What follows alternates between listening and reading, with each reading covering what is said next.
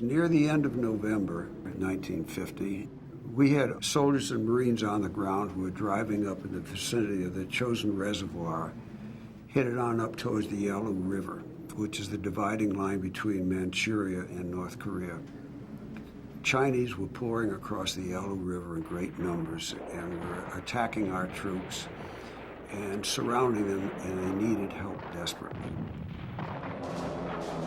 On December 4th, 1950, as Chinese forces stormed American troop positions along North Korea's Yalu River, 26-year-old Thomas Hudner was one of a flight of 6 fighters taking part in an armed reconnaissance mission in support of the embattled Marines on the ground.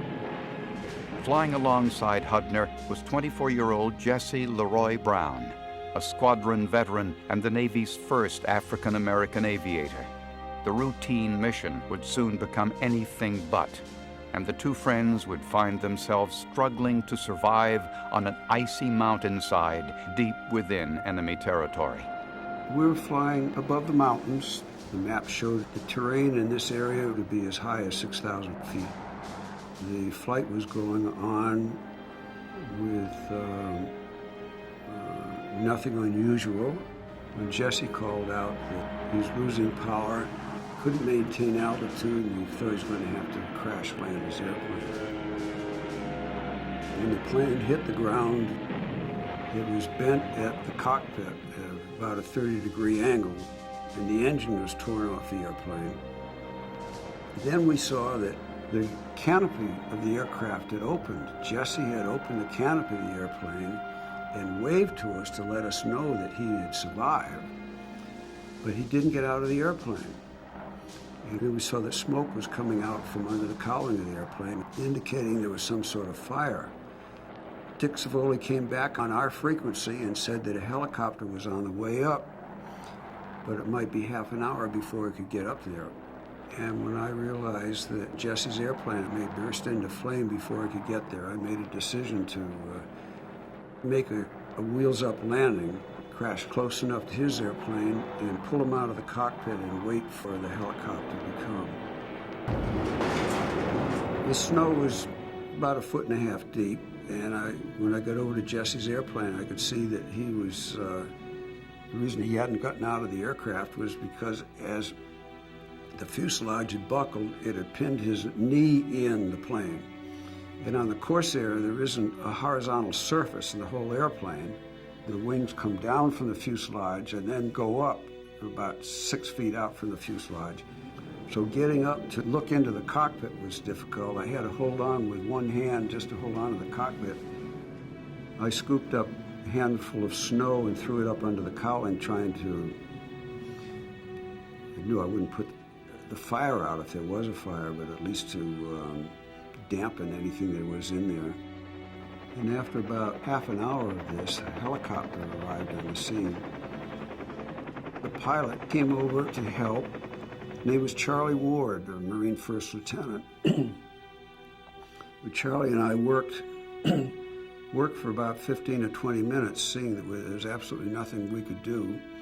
The fire extinguisher, after a few squirts under the cowling, did no good whatsoever, and the axe just bounced off the fuselage. It did no good at all. So then Charlie called me aside and he said that those helicopters were not equipped for flying at night, and he couldn't stay, he had to go.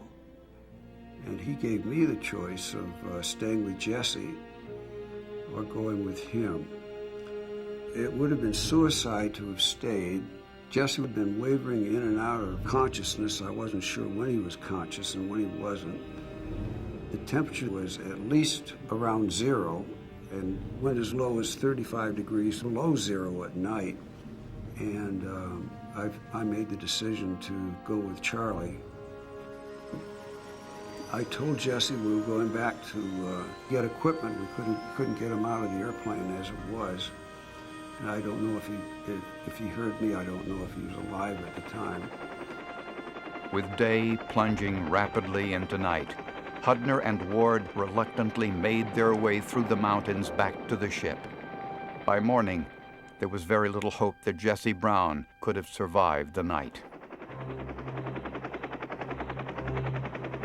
When I got back out to the ship, the captain called me to the bridge right away, and he had the helicopter ready, the ship's flight surgeon, and he had a number of aircraft. He was going to take that carrier in as close to offshore as he possibly could, send the flight surgeon and the helicopter to the site of the wreckage, cut Jesse's body out of the airplane, and bring him back to the ship. And I told him it was a very humane but only a symbolic gesture because it was much, much too dangerous to do so. So there's a flight of Corsairs went in with napalm with the other aircraft flying escort and support for them. And they found our two airplanes and dropped napalm. They destroyed his airplane and my airplane. So Jesse died a warrior's death in a funeral pyre. I think that in retrospect, it was almost a natural thing for guys in combat to do for shipmates and comrades. Had I been on the ground, I think I would have had enough faith in my shipmates for somebody to do something. And I felt that yes, there was a chance that I wouldn't, but to save Jesse's life was worth it. And I do feel very strongly about our doing this for freedom, but you know, the bottom line is that freedom doesn't mean nearly as much as spending a lot of time with these guys, especially under times of stress and everything. Guys will do anything for one another. Looking back, ever since I got the medal and seeing some of those people who are no longer with us, what they did, maybe there are 10 times as many people who should have gotten the medal. Maybe it's only twice as much, I don't know. But by God, we're not the only people that earned it. All these guys have stories. The music may be different, but it's all the same story.